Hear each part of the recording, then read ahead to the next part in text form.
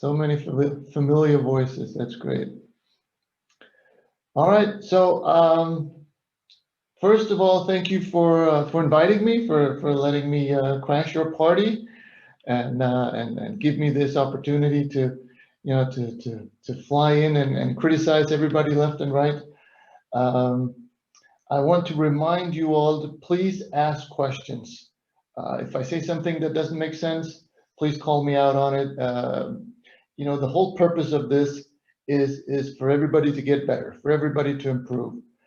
So if I say something that doesn't make sense, that's not helping me. It's not helping you. So please ask questions when we go through these clips, because most of I'm just happy to help. And if we misunderstand each other, then I'm not helping anybody. So so let's make this as interactive as possible, and let's have a look.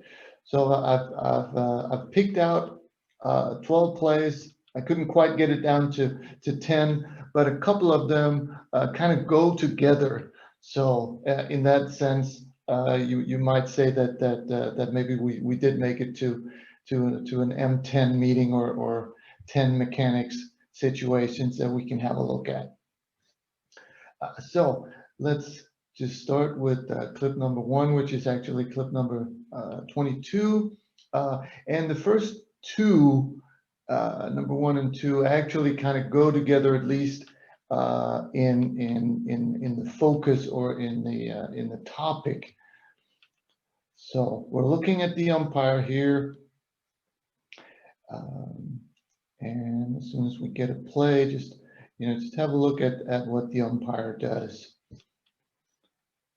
It's a running play up the middle, and for some reason right there, we wind the clock. Now, a couple of things here. First is we really don't need to wind the clock unless we, by a mistake, kill the clock and we need to start it again. We really don't need to signal a wind here. It's not like we're close to the sideline or close to the line to gain or anything like that. So that's one part. The other part is when the umpire winds here, that really tells me that his focus is on the runner. Where if we're going to be working together as a crew, the wings have progress. The wings have responsibility for the runner. So as an umpire, or a referee, or a deep official, or backside, find somebody else to look at besides the runner. Find some cleanup, find some dead ball officiating, find somebody, who's standing close to an opponent instead of looking at the runner, because we have the runner covered. But, over here, stuff is going on. We might be able to look at that. Just find something else and trust your wing officials, your wing buddies, that they will cover the runner and the runner down. All right, let's have a look at the second one here.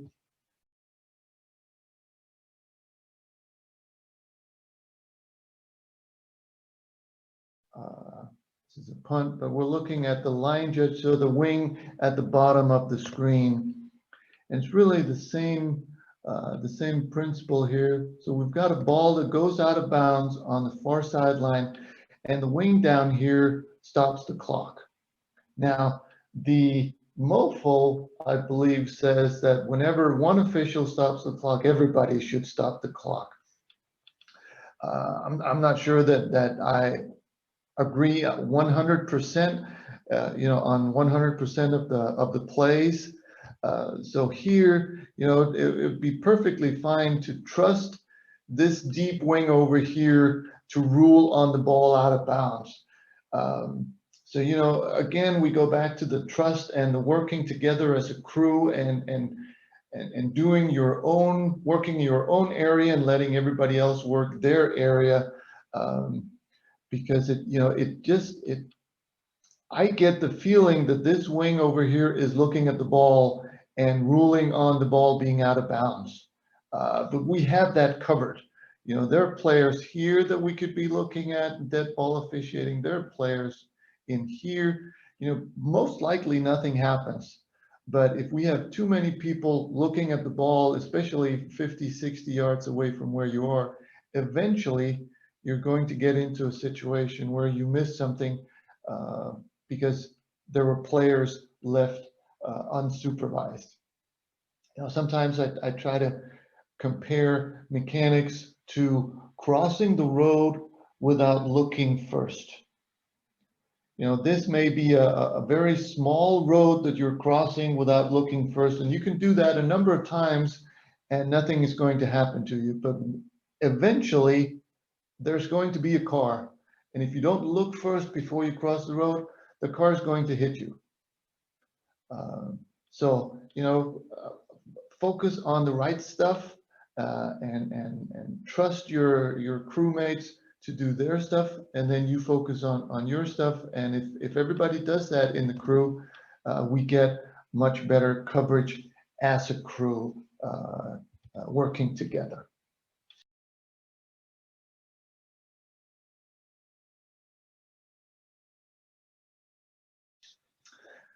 Okay, the next 2 or 3 plays here kind of go together. We're talking about position and how that helps us, you know, work the play. So first one here is, you know, a couple of things here. One, you know, for the back judge, initial position really should be in the middle of the field, so what we call position 3. And it really doesn't matter where the ball is snapped from, whether that's position 5 as in here or over here in position 1. And it really doesn't matter where your key is. In this situation, it's this guy over here.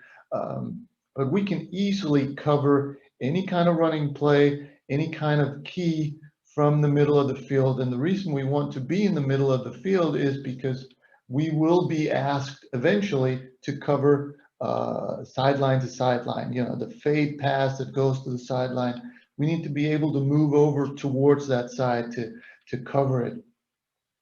So that's one thing on this play, and we will get back to that specific point on the next play. One thing I would like to mention here also is, you know, we line up very, very close to the goal line, which is fine. That's perfectly fine. But, you know, typically we say for the deep officials, move back, you know, back pedal at the snap and then read the play. When we're this close to the goal line, my advice would be to, you know, get to the goal line, you know, just take that one step back and then read the play. Because if we can, we want to stay on the goal line. So take one step back and then read the play. And as long as the receivers don't threaten you, you know, if you can read it quickly enough to see, okay, this is going to be a short pass. Now I can stay on the goal line, because the play is going to come to me towards the goal line. It's not like receivers are going to run behind me and then the ball is going to be thrown and I'm in danger. Now already I know he's going to catch the ball, and if the goal line is going to be threatened, I can see him coming. So as a back judge, I am in a better position to rule on the play, to help the play on the goal line. There's really no reason for me to move all the way back to the end line, because the end line is never going to get threatened on this play. The only line that I can cover that might get threatened is the goal line. So if I'm on the B1 there, I want to try to read the play as quickly as I can. And if the end zone, and especially the end line, is never going to get threatened, which is the case here, to stay on the goal line. You know, if he breaks that tackle and he ends up scoring, we could potentially have a deep wing here on the goal, on the pylon, and a back judge here. We'd have excellent coverage on that goal line. All right, so let's get back to the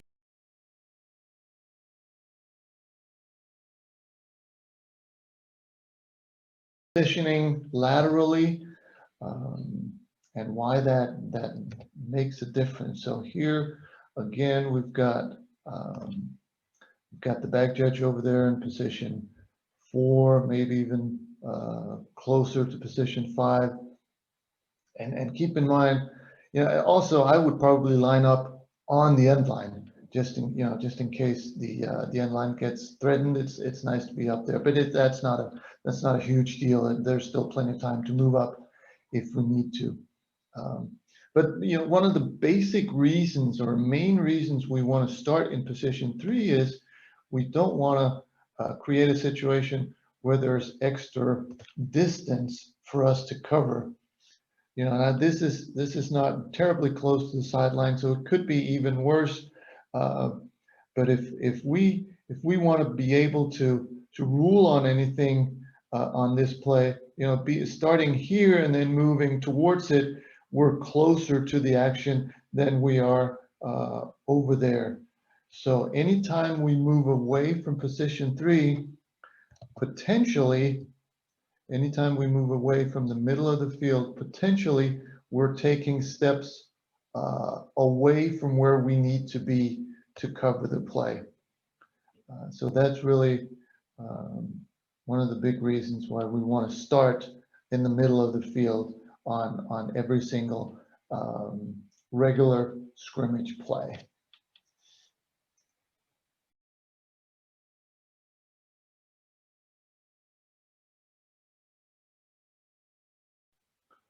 All right, a little bit more on position. This time we're going to the referee initially. So,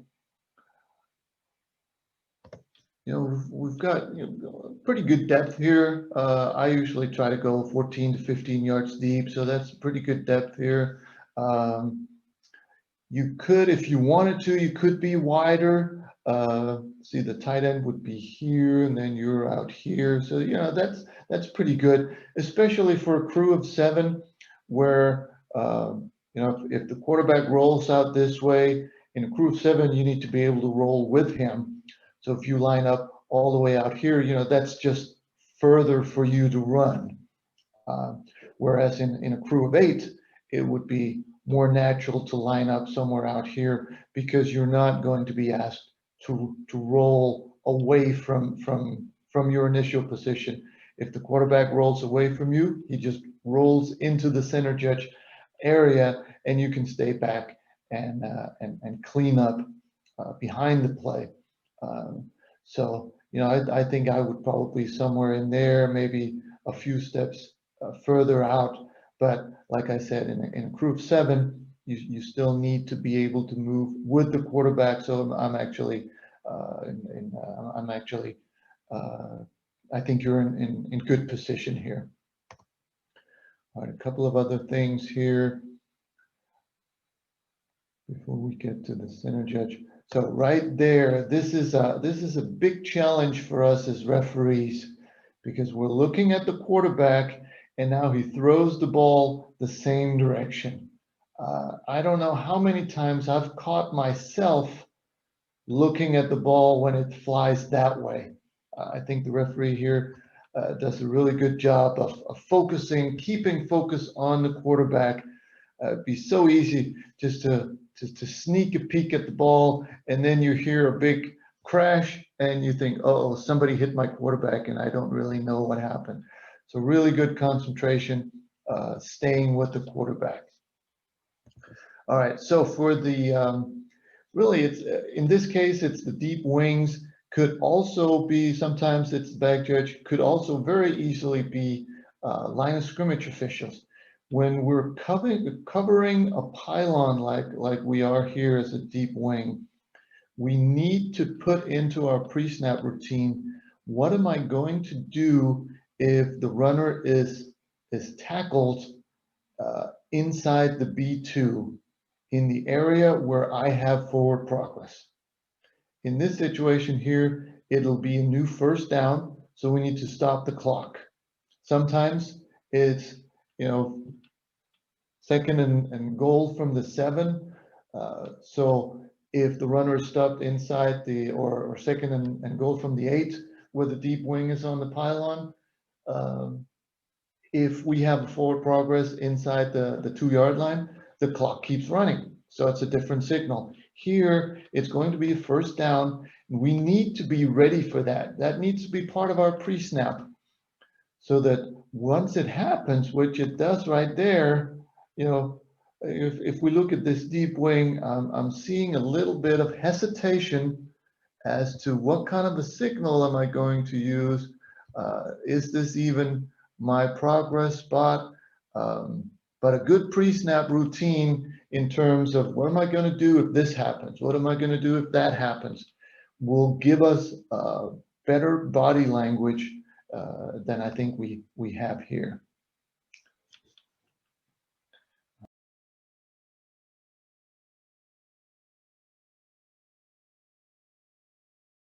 All right.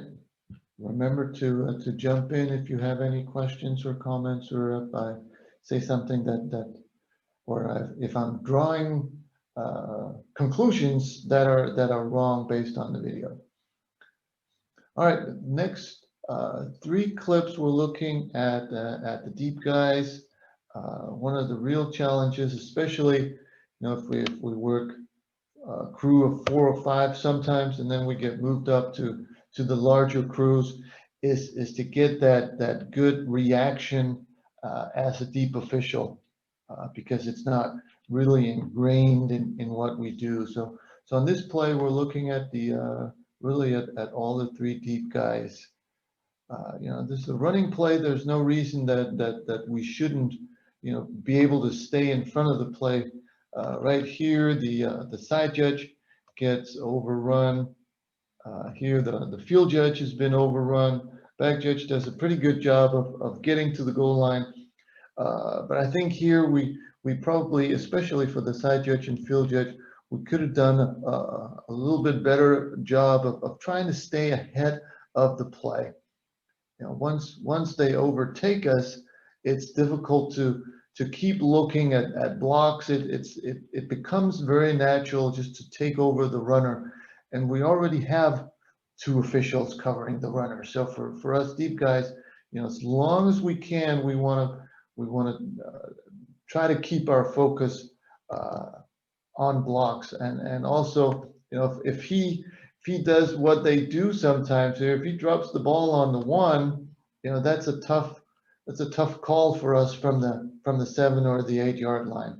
So whatever we can do to get to the goal line before the runner, we should try to do that.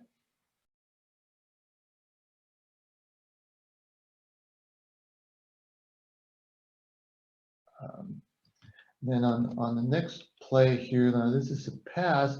There's a pretty good indication of what happens if we don't stay ahead of the play. So right here, the players get way too close to us. We end up taking the spot. So right now, we've got the deep wing taking the progress spot, which means, potentially at least, nobody's looking at the other players, the players around the ball.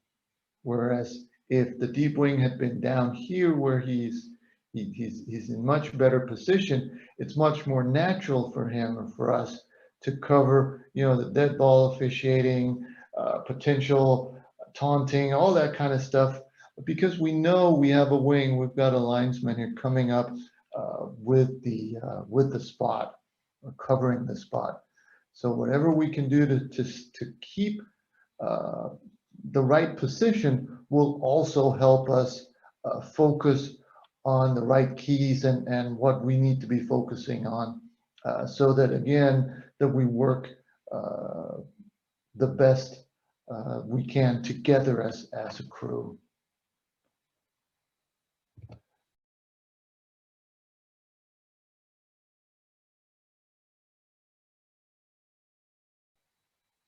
And okay, so let's have a look at the next one here, and then talk about how we can improve on this. And I'm sorry to be picking on this side judge, but it's just the officials over there on the other sideline are much more on camera than they are on this sideline. So I'm not trying to pick on anybody specifically. It's just I go with what I can see on the video. So we're looking at the side judge, but also looking at his key over here. But let's start with the side judge here. Ball is snap, 1 step, 2 steps, not a whole lot. And right there already the receiver is going by us. So by the time we start on the 18-yard line, and by the time we've moved 5 yards, the receivers moved 25 yards. Now I realize that the receivers are much younger and faster than us, but there is a trick here that we can use. So if we're just looking at this guy, this would typically be the deep wing key, and pretty early on. See right there, he's either going to go deep or he's going to do some kind of a hook or something, or an out route or something, and we don't worry about that because that's not going to burn us. What we are worrying about is that this looks like a deep route. So already now we should know that, okay, here's potential for me to get burned. I need to start moving. If we look at the deep wing there, takes one little step, one little step, one little step, and he is already coming. He's already moved more than 10-15 yards where we've taken 2 or 3 steps. So reading this key, reading this receiver, he's going to go deep. I need to start moving. That will help us keep that cushion so that we don't get burned. And right now we're 5 yards behind. So try to in your pre-snap, try to get yourself into that habit of reading your key and moving faster with that.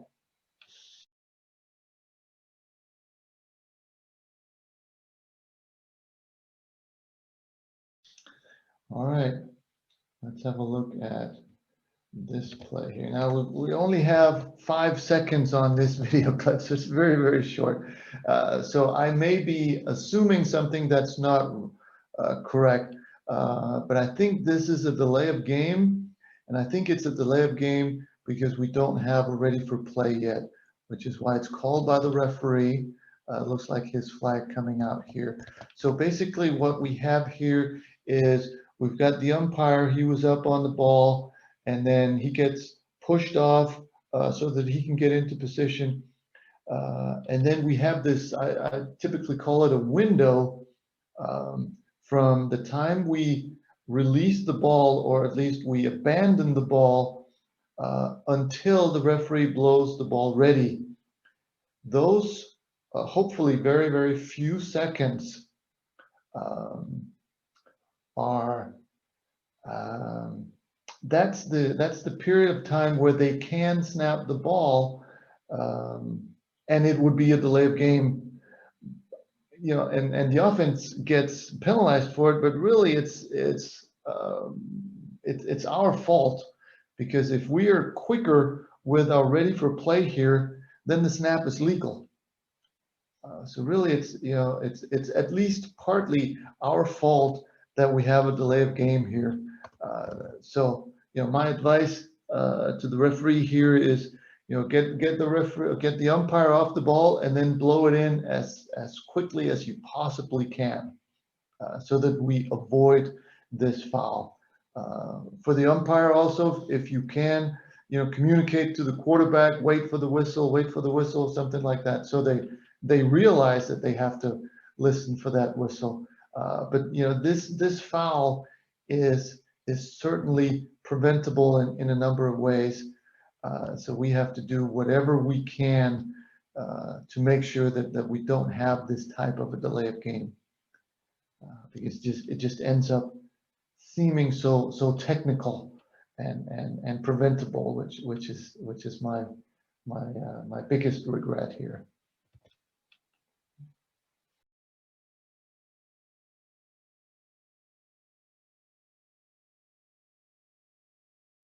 All right, talking a little bit about the referee.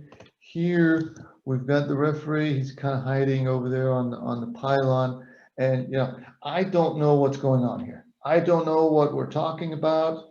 All I can look at is what it looks like, the optics of this situation.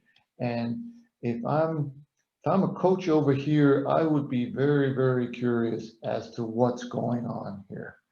Um, if I'm a spectator, this doesn't look good. You know, Once in a while, it's necessary to talk to a coach, um, but we really should try to limit the number of times we have to do this, because it just, the players are waiting. If we had any spectators, they're waiting. Coaches are waiting. Everybody's waiting for us. Um, and it's just slowing the game down, and right or wrong, it it chips away at our credibility when stuff like this happens, regardless of what the coach is asking about or what we're communicating. It doesn't look real good. And the other part of it is, 99% of the time, if this stoppage is important enough uh, to go talk to the coach, it's also important enough for the referee to go inform the other coach, the blue or the purple coach over here, what was going on, just to keep him in the loop. It just it doesn't look real good when we talk to one coach and we don't include the other coach. I certainly would, if I'm on the sideline here as a coach, would be very curious as to what happened. Now with the radios, obviously, if we're able to turn on the radio so that these officials over here on this sideline can kind of listen in and inform this coach, that would be absolutely great. That would be perfect. But just, as a referee, be mindful, be aware of what this looks like when you spend this kind of time talking to one coach, and at least what it looks like completely ignoring the coach on the other sideline.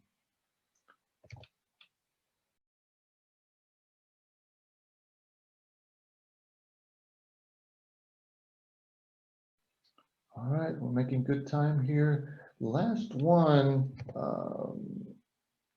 is also for the umpire. And it typically happens once we get once we get close to Team B's goal line. Also could happen when we're, well, not really the Team A's goal line. So primarily when we're getting close to Team B's goal line, here the umpire is lined up on the B1, which is fine. There's no problem with that. But then let's have a look to see how the game or how the play develops. And right there, the runner is very close to the goal line, knee down, score, we don't really know. And if we're the linesman here trying to make this determination, we're looking in, and right there is the umpire on the goal line taking our view away, which is something that we don't want to have happen. So once we get down close to this area, as an umpire, try to be very much aware of where you line up, certainly, but also where you move to, and make sure it's not the goal line, because we don't want to end up in a situation where you are the reason that the wing can't see what's going on with the ball on the goal line.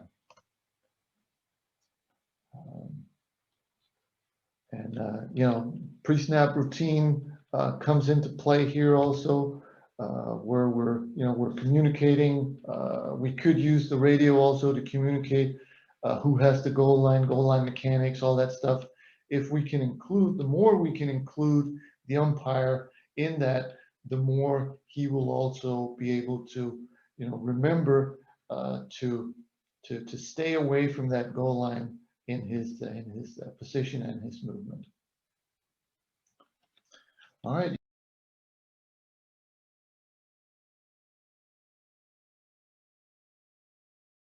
You guys are very quiet, which is okay.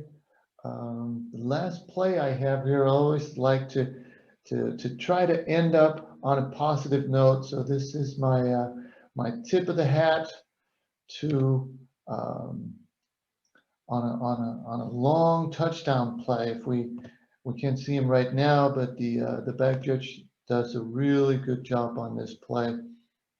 Actually, the linesman also does a good job of getting out of the way, getting out of harm's way. As soon as you feel like you're being threatened there, that is the correct move to make in this situation. There's no reason. Had you been on the goal line, the correct move would be backwards. But here, move into the offensive backfield. That's the best place to move. All right, now let's have a look at the, and we get overrun here, and sometimes we do. If it's a really long play, sometimes they're just faster than us, no matter what we do. But the back judge does a really good job here, getting to the goal line before the runner does. And not only that, he also manages to move out towards the play. So, as soon as we know that this is going to that sideline, or the play is on this side of the play, or the ball is on this side of the field, turn your hips like he does here, and then move out towards that sideline. So stay deep, but also move towards the sideline so that he's not all the way in here in the middle of the field, but he's up here, so that if this guy drops the ball on the 1/2 yard line and then runs into the end zone, and we have to call and sell a fumble, it's much easier to sell it when we're lined up out here. So excellent job by this back judge to get to the goal line and get closer to the play. And also, we couldn't really tell, but he was looking, he was keeping his focus on the runner. And you can easily signal touchdown with your back to the field, to the referee. It's a good job to be able to signal what you have, and at the same time do your dead ball officiating and your cleanup, making sure that this runner doesn't do some kind of a taunting, or throwing the ball into the stands, or whatever he might do, so that all of a sudden we have an unsportsmanlike stuff going on. So really good job by the back judge. And the game was officiated well, I thought, for the most part. There's always stuff that you can pick on, and that's how we get better, and that's how I found these previous plays. But a lot of good stuff, and this was certainly one example of it. All right, Frank, yes, sir. Can I interrupt you just a second? Please. So on clip number 9, so 72 of total game. Yes. The call was full start on right tackle or right guard, right tackle. So here. Yes. All right, let's have a look. Oh, you're right. I know it sounds strange call by the referee, but this guy right here. That was the call. That's a good point. So everything I said about the delay of game still holds. We still want to keep that window as small as possible. But you're right. This guy actually does flinch right there. So for you to see that. You probably saw that out of the corner of your eye. Obviously, this needs to be called by the linesman. So the linesman, and we can't see that from this video, but if the linesman doesn't get this, that would most likely be a no call. At least if I'm doing this, well, actually, it's all the way out to the tight end, isn't it? If I'm grading this, then if you are the only one to call this, you would get a correct call. If you call this alongside the linesman, then the linesman gets a correct call and you get a marginal call. Because if we're working together as a crew, so that the umpire has guard, center guard, and the wings have everything on their side of the ball and nothing else, then you can focus your entire concentration in the backfield. So that you shouldn't even be looking, as a referee, you shouldn't even be looking up on the line of scrimmage. But obviously, if you're the only one to call it, that's a crew saver. So, and I didn't even see that when I looked at it, but you're absolutely right. Mhm. So a good pickup. And for the back judge who has this as a key, wouldn't ever want the back judge or the deep wings for that matter to call a false start. Even though we're looking at our key and we see the flinch, I can't imagine a situation where I would want a flag from a deep official on a false start. Mhm. But yeah, that's a good point, Ricardo, and thank you for pointing that out.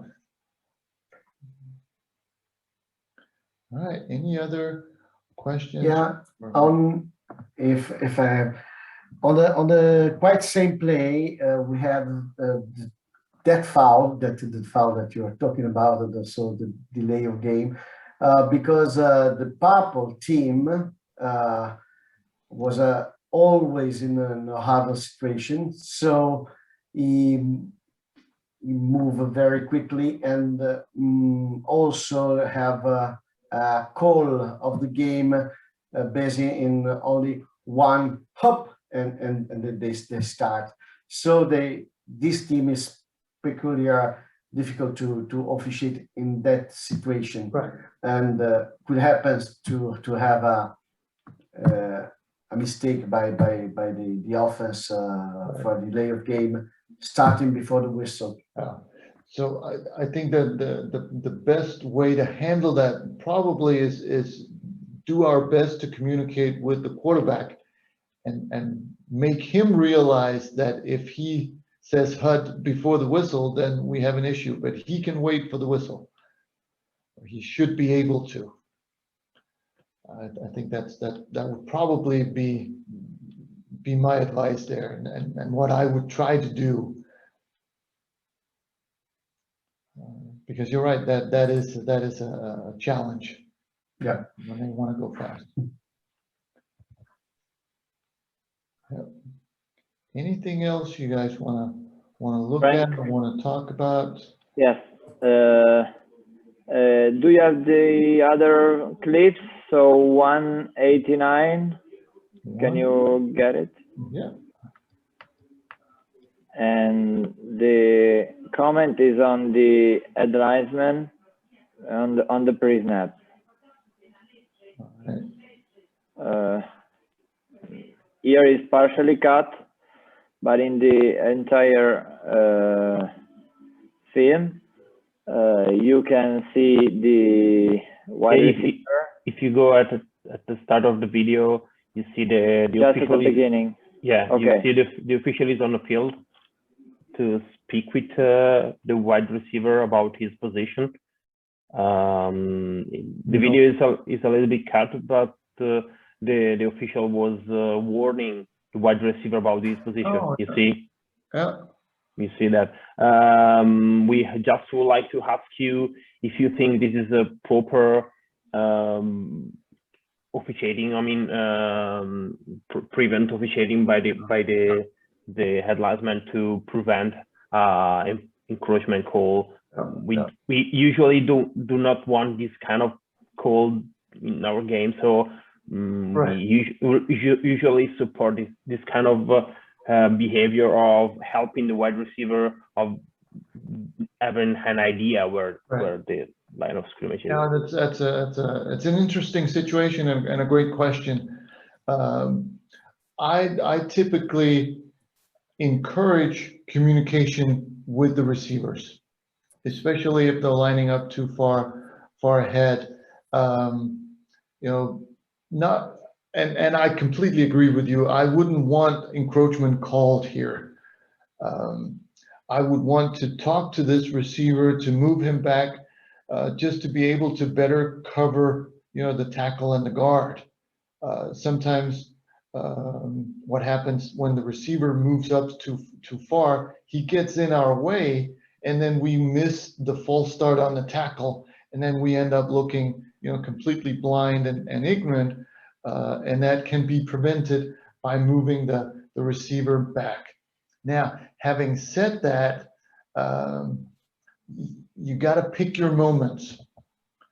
You got to pick your moments. You got to be quick with it. This is probably a little bit too close to the snap. I mean, you run the risk of the ball being snapped right now when we're on the field and we're not really ready for the play, and we're moving around with the players. And what happens if we tell him to move back and he moves back, and while he's doing that, they snap the ball? Now we end up in a bad situation. So you got to pick your spots. Most likely before this video, the receiver came out, lined up, and made a glance at the linesman to indicate where he was going to line up, or to ask if he was lined up correctly.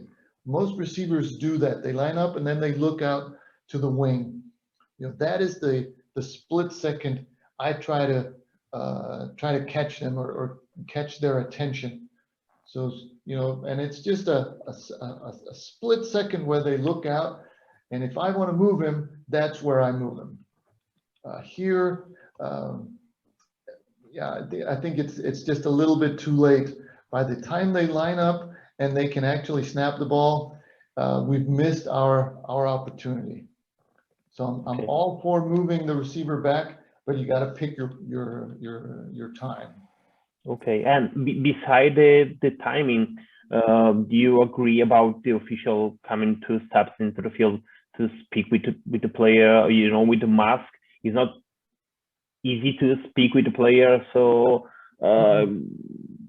yeah, that's why I understand why the official is coming into the field to try to communicate with the wide receiver.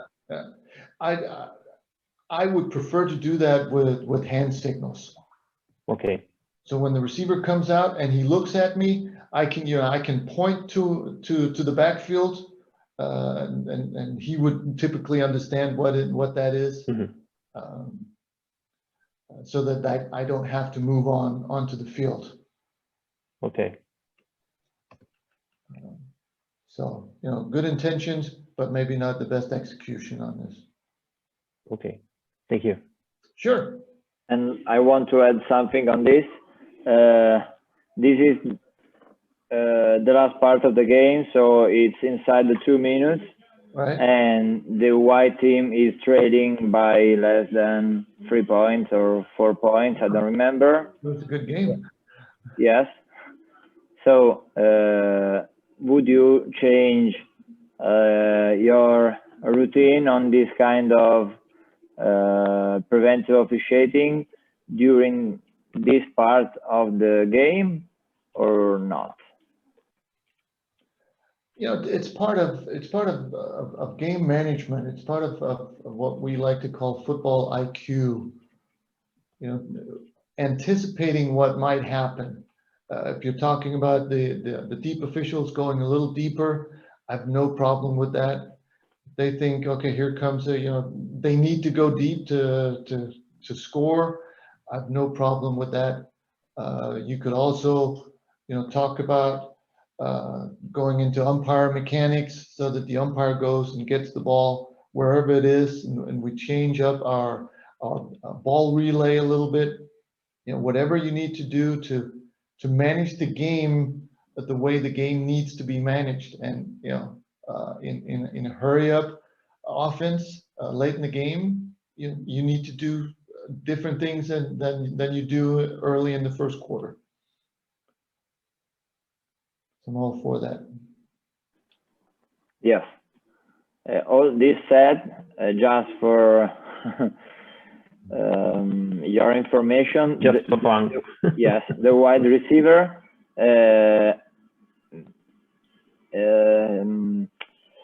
had a concussion on the previous play. Okay, so in our in our opinion, he wasn't able to know where to set. Okay, he set, he scored, and he was not able to play anymore. Okay, so It was a little bit shaken up. The previous player, he had a really big hit, and it was really shaken up. And I think we have been to be on position, but after that play, he never scored again. He never played again.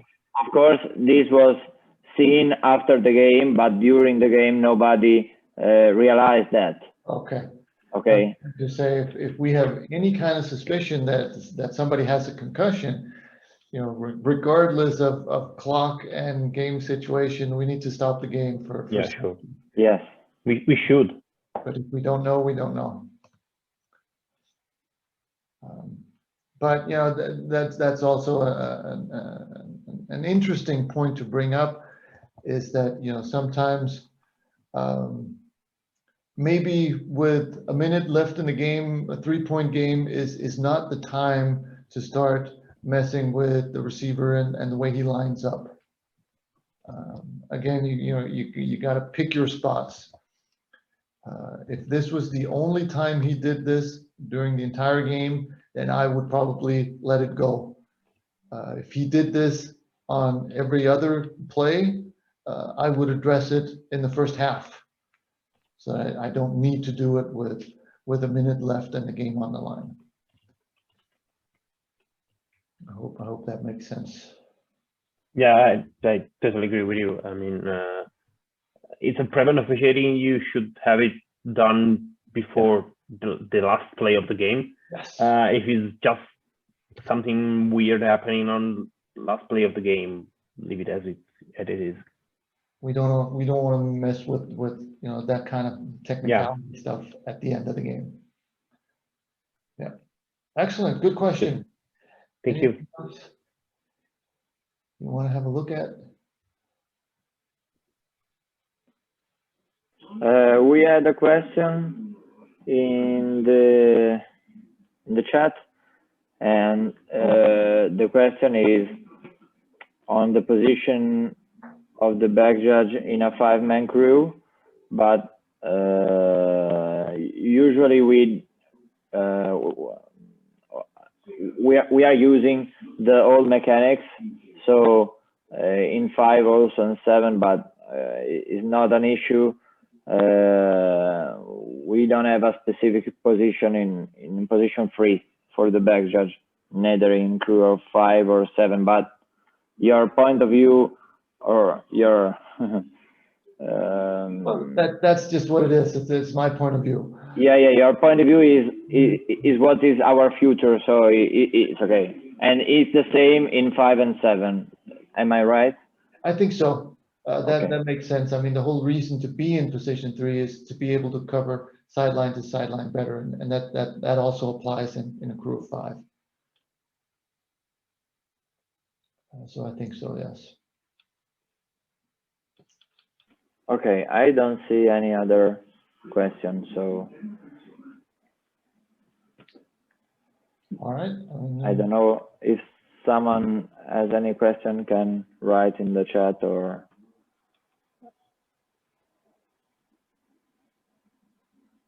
otherwise. And if there, you know, any questions pop up from the game reviewer at your next meeting, when you do this in Italian, you know, please let me know. I'm happy to clarify anything that I said or wrote in the Excel sheet also. So, you know, just reach out. And we can, Clarify in Italian, right? of course, sì, claro. Awesome. Yeah.